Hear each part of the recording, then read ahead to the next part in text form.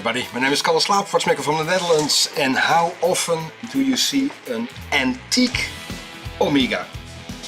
And in such beautiful delicate lines, between 1912 1914, the tonneau, like a barrel shaped, is probably inspired by Cartier, but look at the deep blue numbers and the elegance of the movement.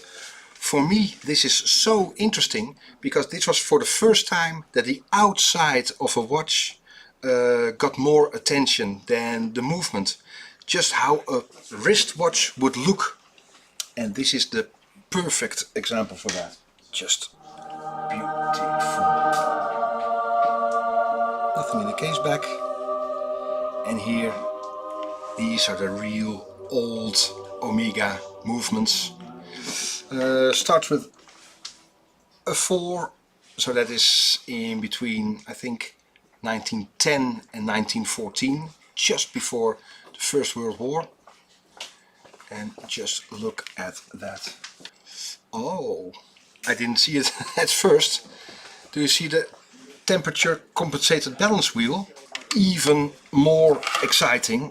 So not just an elegant watch to wear, but look at this.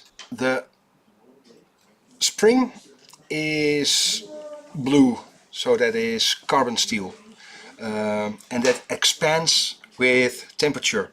Just like the pendulum of a clock, it's run slow. And now here, 100 years ago, the inside of the balance wheel is steel, the outside of the balance wheel is brass. Brass will expand more than the steel, so the balance wheel becomes smaller and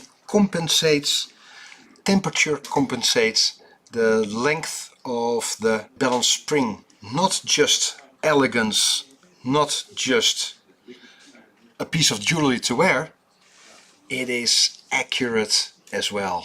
This is an amazing piece, and I think it should be in BN, in Biel, in the Omega Museum. This is really something else. Just wanted to share this with you because you don't see this every day of the week.